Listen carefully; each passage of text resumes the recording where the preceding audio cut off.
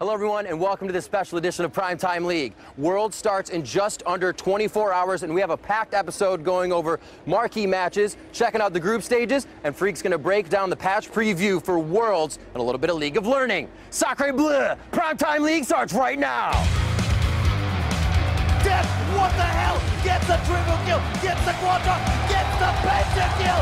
What on earth is going on? This is the year of SKT. The faithful shall be rewarded. They're going to take a trip to Worlds.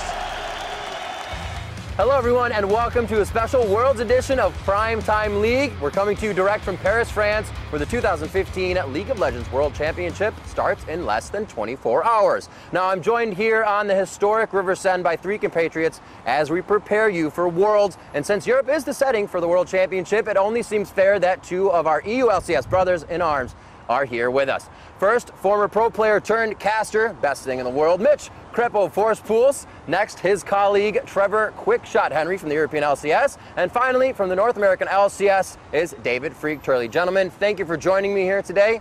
Gorgeous, isn't it? It is. It's pretty chilly on the river. A little chilly. That view's epic. I'm going to say, that'll do it for me right there, but we have an awesome show, so let's deliver it.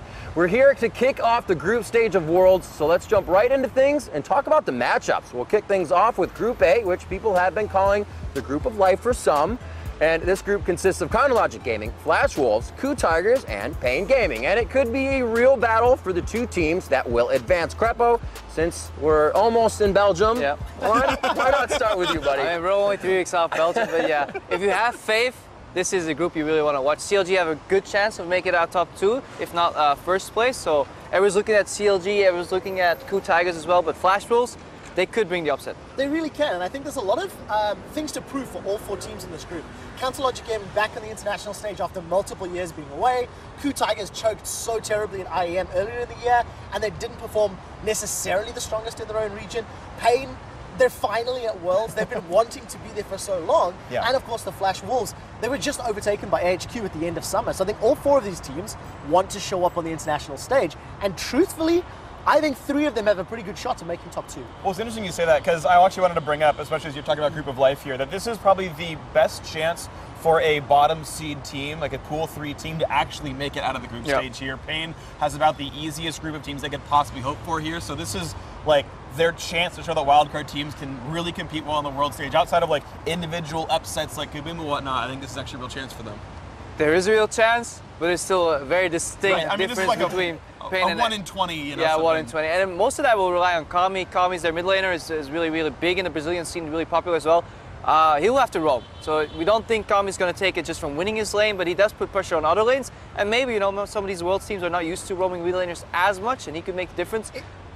But it's unlikely. It's going to help at least that the 2 favorites in the group, KOO Tigers and CLG, have mid laners that are relatively passive in lane. Everybody who does remember Kabum, we are in Europe, does remember it. It was the charm from the mid lane that caught Frog and that started the snowball that then allowed them to win. So I think there is a shot for Pain in that regard, but it'll have to be a big individual performance. Yeah. And I do think if you look at the 2 teams that are the favorite, that a lot of people are talking about, CLG and KOO, there's so much debate about who's above whom. But I feel there's quite a stylistic mismatch between the 2 teams. You know, CLG are very, very focused around their top lane and very, very focused around getting Zion to carry. Right. And especially early game focus as well is the thing. Like, these guys are the early game team of North America, and KOO are the late game team of Korea. At least of the teams going here, they have actually very bad early games and they come back to it later on. So that to me gives like a slight edge to CLG that I think they can actually close out the game from there if they get the early game leads that they're supposed to. But of course, you know, at Worlds, anything can really happen, of course. And I also think the early game pressure that Flash Wolves could be bringing to the table could also upset the likes of either CLG or KOO. You know, in a lot of the prep that we were doing, we were looking at how Flash Wolves and the whole LMS region tends to focus a lot of their ganks around Dragon, ganks around bottom lane, things like that. If they get ahead early, that could be the way that Flash Wolves gets an advantage and then presses through for a Nexus kill. Well, you're mentioning passive mid laners here from the other 2 teams here. I mean, Karsa and Maple are probably the 2 best players in their role of the LMS. These guys are incredibly good here. So those are the guys that I would expect to lead the upset if it happens here from Flash Wolves.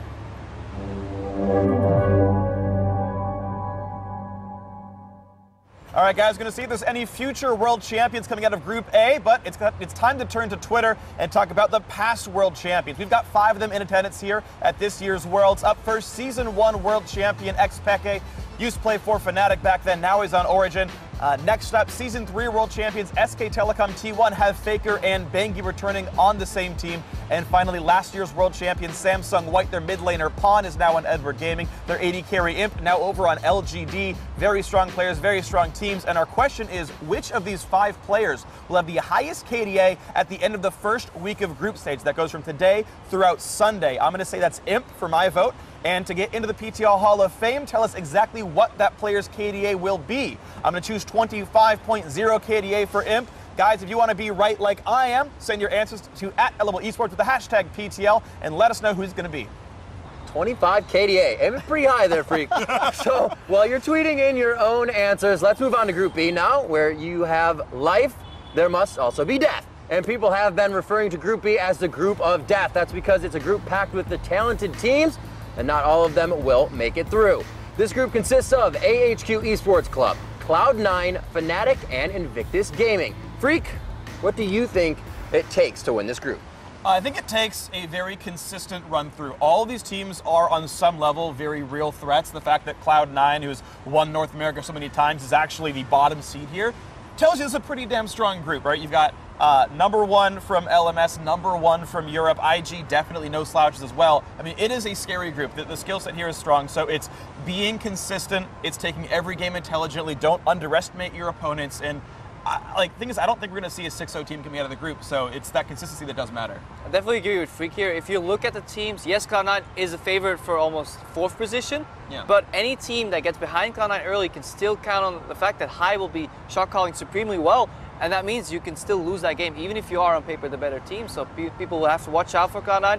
But looking at the top of the table, ING and Fnatic should still be head and shoulders above AHQ and Cloud9 overall. Yeah, it's going to be interesting though, because Fnatic, the last time we saw them in an international tournament, they looked great against SKT in a best of 5. In a series, they pushed them all the way. But in the group stages, Fnatic completely floundered. Now, admittedly, that was without Reckless. That was a different mindset. It was different strategies, different meta.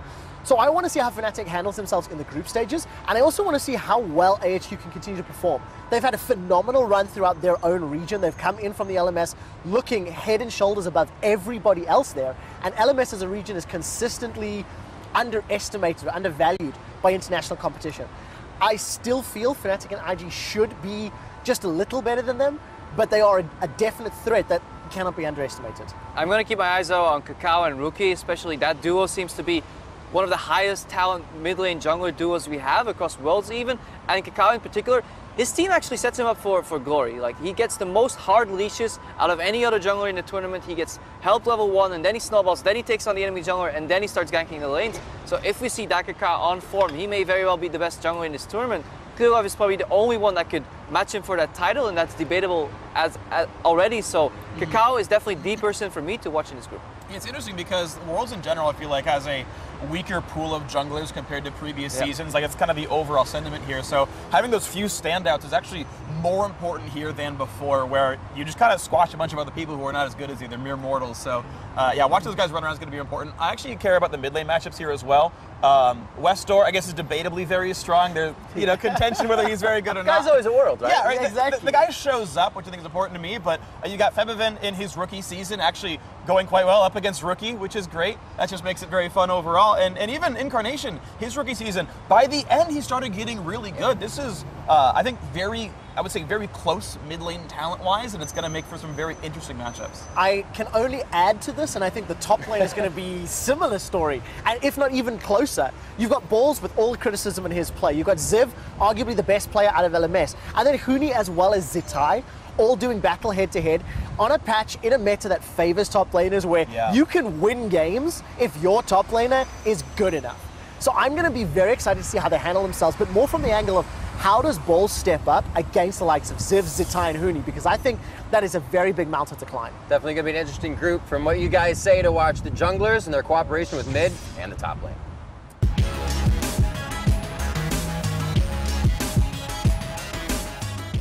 Bienvenue à Tour d'Eiffel. Welcome to the League of Learning for 518. Now, guys, we're going to talk about what's changed compared to the previous competitive patches. We're going to start with the big three top laners. Fiora is weaker base stat-wise. You might have seen her in the Chinese regionals. Now she won't just outstat you, so lane bullies like Riven and Renekton should be able to handle her pretty well, but she still does all the tricky Fiora things. Her damage is still very high. Move on to the next top laner, Darius, also nerfed for the laning phase, the biggest change being the mana cost to his Q. He will actually run out of mana, so if you can sustain from him or dodge enough Qs, he will and you can try to beat him that way, but he's a big lane bully. We'll see him some at Worlds, but I would say probably not too terribly much. Also sustain down a little bit in lane, up a little bit potentially in team fights. So overall change there. Now next up is Gangplank, top laner, or maybe a mid laner as well, but since you saw him in competitive, he's lost a lot of barrel damage and a lot of barrel armor pen. Also, one of the bigger changes since you last saw him in competitive, though this was already on live for you guys, is tossing out a third barrel really quickly has a longer cooldown because you can't just chain them out quite as quickly, so that's another important change to think about for him. Next up, Lee Sin in the jungle. Recent set of buffs for him. Not only did he get 5 attack damage on Warrior, but also his ulti will do a lot more damage if he kicks a tank into other people. Also, his energy return is a bit better for him. There's a lot of Lee Sin mains in here. I think we expect to see Lee Sin very commonly picked, especially to snowball top lane. That's our big prediction for him in this tournament. Next up into the mid lane is Azir. He lost some movement speed. That's a really big one. Now you actually have to be a pretty good Azir to get away from ganks and to get away from team fights. Also, he lost the multi-hit damage on his Q. So much more of it is his auto attack uptime in team fights. He's more of a DPS mage, much less bursty, and again, easier to catch. So down a few pegs, still likely to be a viable champion. Now let's move on to the bottom lane. Mordekaiser's the new big thing. Now we haven't seen him at all in competitive play, so he's a big question mark here. But compared to what you guys are seeing in solo queue back in 5.16 and 5.17, a lot lower sustain early on. He can actually be harassed out of lane most likely. And the real big question is how players are going to play him. Even among the pro AD carries playing him in solo queue, some max W, some max Q. What items do they build? Those are all big questions. And seeing how the teams play around Mordekaiser in the bot lane is going to be a big question for us here at Worlds. And either way, it's going to be very fun.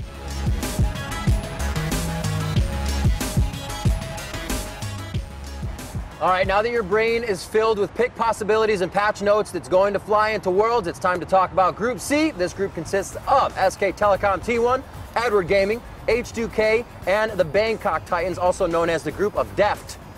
Trevor, I'm going to leave this one off with you. What do these teams need to do to get themselves out of group? Well, you've kind of pointed out already. There's two very clear favorites in this group, SKT and Edward Gaming. I'm very excited about seeing this matchup again, considering it was the finals of the mid-season invitational a few months ago, in which a Chinese team won an international tournament for the first time, knocking off a Korean squad. So I'm excited to see how it plays out. I'm still completely undecided as to who I feel will top the group, though, because I do think there's a lot of strengths in both squads. I think Edward Gaming may be hungrier for a win, maybe to prove themselves, but then for SKT, it's redemption. You know, they have to get revenge for losing last time. I think for H2K and Bangkok Titans, though, it is such a difficult task because I feel they are outclassed and mismatched in almost every single way against the other two teams. Yeah, it's going to be rough, honestly. Like, you've got BKT, like, you know, congrats to them. It's the first ever time we see a Thai team making it to Worlds. That's cool. But it's still their first season, and the GPL is not exactly a strong region, so it's not a lot of players, unfortunately. Meanwhile, H2K, they're the number 3 team in Europe, but they got the number 2 seed, so they weren't put into Pool 3. I mean, yeah, they're pretty good, and Europe's a pretty strong region, but, like, it's just, you have, like, the literal best team in Korea and arguably the best team in China. Like, good luck being as good as those teams. Yeah. And it's very, very top-heavy. They're incredibly strong teams. Just the player talent pool there. Yeah. You have 4 or 3 world champions playing on the top 2 teams in that group. Like, just good luck. Yeah, for H2K and Bangkok Titans, it'll really come down to not even looking at top 2, but just taking games off these Titans. And then EG SKT this could be a preview of a potential world final already. Because these guys won't meet anymore, I believe, until the final itself. So it doesn't really matter who gets out of that group first. They both could make a run through the entire tournament, sweep it, and meet again in the final. So we'll see if they come in with full strength. Maybe, you know, temper expectations, because EDG may want to hide some strategies as well. Nobody really knows. There is an important point, though, because you talk about, you know, taking first versus second. If you get second place in this group, you face a random number 1 team from the other groups. That's true. And that's a 1 in 3 chance of being LGD. Edward Gaming lost to LG. Like, they don't want to play LGD. That's a terrible idea. So it's weird because there is a very big reason to get first place here because you might exit in the quarterfinals with the wrong quarterfinal draw. So as much as people like to say Chinese teams love to sandbag, you know, the games that don't matter and you know, bring the dank memes out, actually first place pretty can important. mean a lot. I mean, or second place means you face CLG, and then it's free anyway. Well, I also want to talk about the mid lane matchups in this particular group. Trial by fire. 3 Korean squads. You've also got Ryu playing for a European team up against Faker. I mean, the like quintessential gif of ZvZ. And I mean, he's come out and he said, look, I'm going to first pick Zed. I don't expect that to happen, right? But I'm very excited to see how that plays out. Then you've got Pawn in the mix as well. G4 from the Bangkok Titans is going to have a very good proving ground to see where he ranks. Because at the international wildcard, G4 absolutely stopped the rest of his competition. Yep. So now we get to see a good barometer as to where he's going to measure versus these 3 Korean gods, for lack of a better word. Yeah, and then looking at Rio and to an extent HTK, they embraced their fate though. Once the live reactions came out to the group tile, they all went on Twitter, like, yeah guys, that's it, nice vacation in Paris. So they do seem to be okay with knowing that they're likely not going to make it out of groups, but we may see some you know, spectacular strategies, some cheese come out. You never know. There's one thing to point out though, is that it's double best of 1. So if you can win 1 game against either of those teams, and that ends up being the second place group, you force a tiebreaker already. And then you get smashed. I mean, maybe, right? But like, what we saw that happen at Edward Gaming versus HQ last year, whereas like, actually, like, Green Tea played out of his mind, landed a million hooks, and it was like, okay, now this is close. Like, now you've got a real chance, and like, if you pick that 1 game off the right team, that upset can happen, and that's what they got to pray for, that 1 game, and then hope that you get the tiebreaker win. It's going to be awesome. There's no doubt that Group C is a huge powerhouse.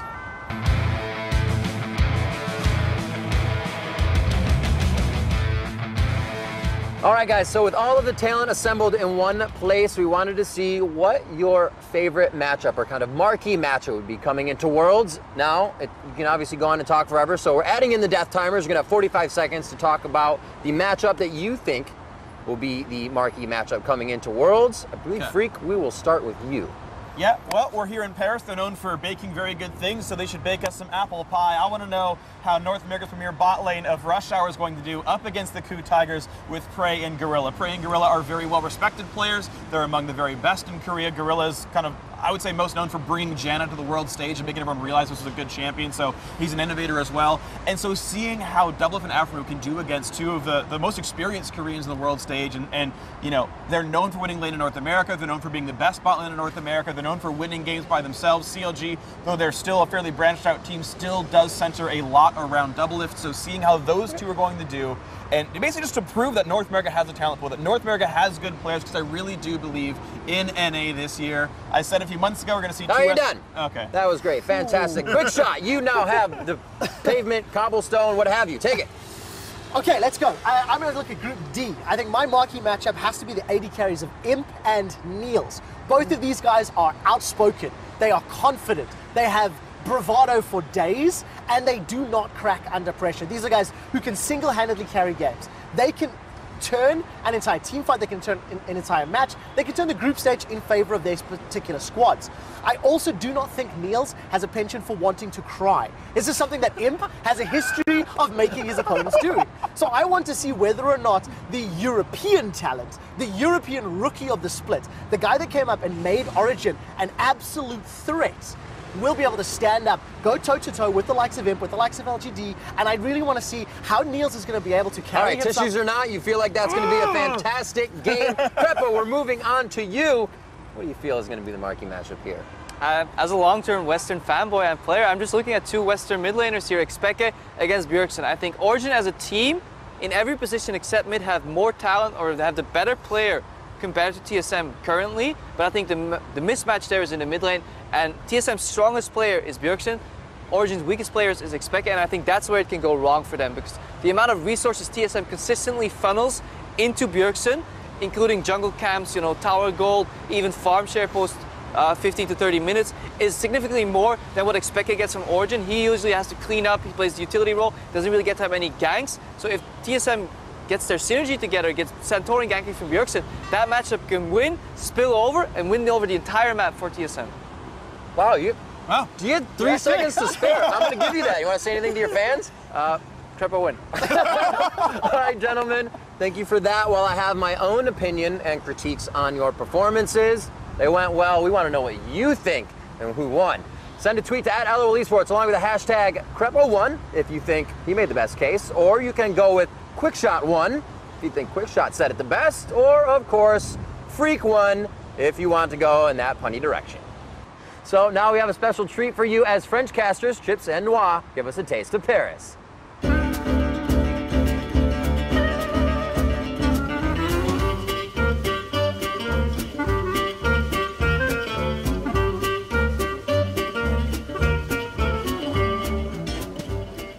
Hi everybody, welcome to the 2015 World Championships in Paris. The city is pretty well known for art, monuments, and of course the food. And here at Au Pied de Cochon, it's really good. Let's take a look inside.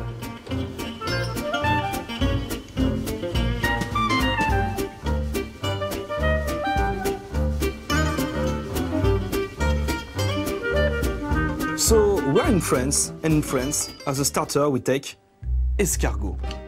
Escargot in English is like snails.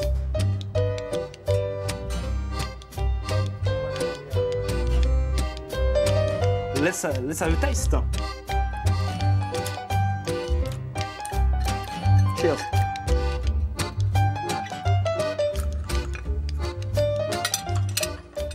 That's really, really good. So we are done with the starters and we are going to have the main course, which is andouillette. Andouillette is a sausage made from chitterlings, and actually that's one of the things I like the most in French cuisine.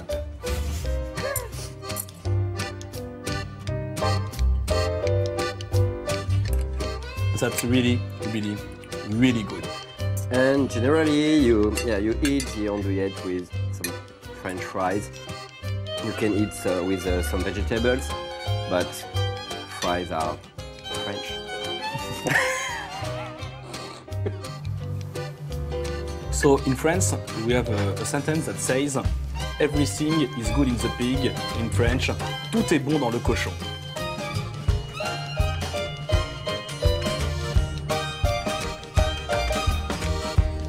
We are going to have the rest of the pig now.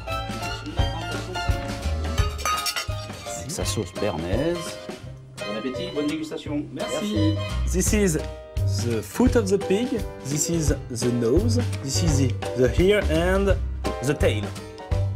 So the thing with the foot and the tail is that you got a lot of bones, so you have to do it with your hands.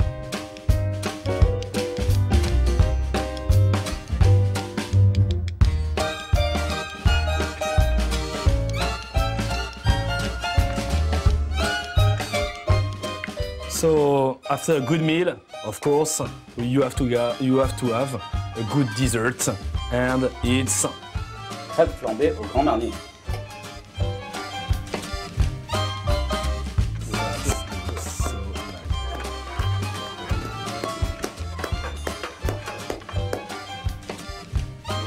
Merci beaucoup. Bon appétit. So guys, it was a pleasure to have you for this excellent meal. I hope you will have a memorable and excellent World Championships 2015. And bon appétit et au revoir. Au revoir. All right, so we've talked about the group of life, the group of death, and the group of deft. Now it's time for Group D, which might as well be Group Black and Blue after the fighting it's going to require to advance from this group. The group members are KT Rolster, LGD Gaming, Team Solo Mid, and Origin. Freak, I'm going to start with you. What's it going to take to come out of this group? It's going to be interesting because I think it's going to take defeating the number 2 team in Korea.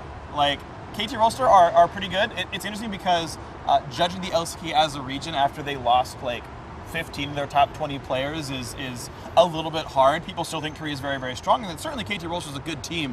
But I think this is actually a real chance for Origins, a real chance for LGD, and TSM has to play very far up to catch up to this level.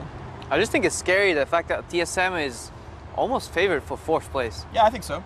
Coming into this season, nobody would have expected TSM going to Worlds because they made these big statements like, only thing that matters for us is Worlds. You know, we're just going to go through the season again. We're looking to improve. We're looking to expand infrastructure. But it all came like falling down at the end. They had a one-dimensional style. Everything revolved around Bjergsen. They tried going into different areas, but they just really didn't succeed. And right now, they just have to fight their way even up to 3rd place, possibly. It's a difficult setup. And of course, the game has moved away from that sort of solo mid-carry style over the last year. We're seeing a lot more prevalence of obviously the jungle top coming into play, the jungle supports. I know we've been discussing quite extensively how the jungle and supports can impact the game. And when you look at the likes of TSM, they just don't have the same ingredients that a lot of these other players have. You contrast the likes of Santorin and Lustboy versus Amazing and Mithy, for example, versus TBQ and PYL. I mean, Imp has said quite openly that he went to LGD because of PYL and his ability to lead and shot calling games. So it's going to be a difficult task, but I'm also very excited to see how these other 3 very strong jungle supports duos can impact the map and roam and get to the other lanes. Yeah, I mean, talk about Pickaboo here on KT Rolster. Like, he's the reason that KT Rolster is even good right now. They're like a 5th place team that wasn't going to go to Worlds, and he shows up. His roaming's really good. He's making so many plays around the map. Now, that does mean that Aero might be left alone a little bit, and if a team has a very aggressive duo lane, like LGD, they can abuse that, and Imp's going to have a field day, I think, winning a 2v1 lane. But you know, that's the thing, is you have very different styles here. TSM are very, very, very slow. They're the only team at Worlds to have a gold deficit on average in their region. Like, they have horrible early games, and yet top laners is full of lane bullies and snowball-y, like, hyper carries. And so either Santorin learns how to gank for once, at least a lane that doesn't have Bjergsen in it, or TSM gets rolled over. Meanwhile, you have some really, really, really scary top laners, like Acorn and Soaz, who's actually quite good this year, and Someday. Who's like the Korean top laner right now. And those are the guys to really watch for, and I think those are the guys that have the most sort of ability to carry the group. Yeah, there's just a lot of good communication in the top 3 of these, or in these 3 teams, and then TSM has been struggling a little bit with communication, but they could have fixed that in the bootcamp. Obviously, we don't have any insight, because if they fix that, I do think they have the individual talent. I think Santorin is underrated when it comes to mechanics and actual gameplay, but it just doesn't seem to be any confidence. Him and Lustboy, neither of them is really stepping up in the communication department and leading the charge when it comes to roaming together, controlling the map, and I think that will be one of the biggest weaknesses for TSM. But I think in raw talent, they still have what it takes to at least challenge these teams. I'm very interested to see how Origin steps up as well. You know, I still feel that LGD and KT Rolster are the sort of the stronger teams of the 4, but Origin's the one that I think has the ability to surprise, because they have consistently impressed in every stage of the tournament. They went from Challenger to LCS, went undefeated practically. In LCS, they showed up, they took Fnatic to all the way to 5 games. And I mean, so has outclassed Huni multiple times in that series, which is something that nobody's been able to do in Europe all year long. And this is a guy who I personally felt was like an old dog learning new tricks. I wasn't sure how Soaz was going to do. The weak link for Origin, in my opinion, is going to be Pekka in that mid lane. And I think their ability to surprise and make it to playoffs will hinge on how much better Pekka can get from the end of LCS to now Worlds. And one last thing I want to talk about real quick is LGD's AD carry Imp, I think, is by far the best AD carry in the world, easily the best AD carry at this tournament. And even though we keep seeing like AD carries are sort of falling off and they're less valuable and top lane carries are big and Azir was crazy for a while, Imp is a player that can hard carry a game and can put his team on his back. So I want to see how that bot lane goes for LGD and what they can have Imp do, because he's a very exciting player to watch. Oh, we're going to have to see. Group D, our final one. Definitely a lot of back and forth between TSM and Origin. We'll have to see how they fare with the other strengths of the group.